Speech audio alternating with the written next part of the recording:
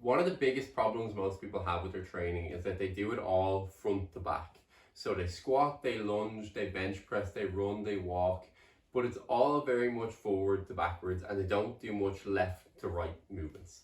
The reason we want to do these is that it reduces the risk of injury and it makes us stronger as a whole because we want to get this whole area strong. So what you can do is you can add some small simple movements into your workouts once a week to see what difference this can make.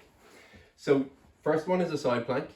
Get a 90-degree bend between your lower leg and your upper leg. Elbows onto the floor, push the hips forward and we rise up. Hold this for 20 seconds to start on each side and we want to try and build up to a minute.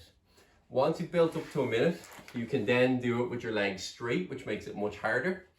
And again, lifting up, making sure that the hips don't drop back, keep them nice and stacked. And you can also add your hand up for making it extra hard as well. Once you've built up to a minute each side on them, you can then get a weight and we can carry a weight in a suitcase carry. So you might notice before that if you're say carrying something outside, it's much harder to carry something in one hand than it is to equal it and have it in both hands.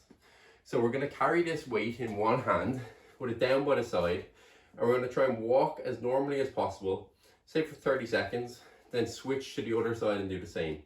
So when it's in the left hand, it's training the right side. When it's in the right hand, it's training the left side.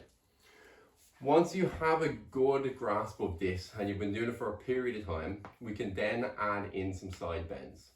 So side bends, you're going to again take it in one hand, standing with your feet hip width apart. Place your other hand on the back of your head and push your elbow back. Then you're going to slide the weight down by the side of your leg and return to straight.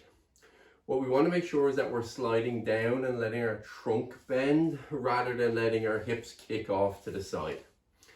Again, start with a light weight for 8 to 10 reps on each side and build up as you feel you can.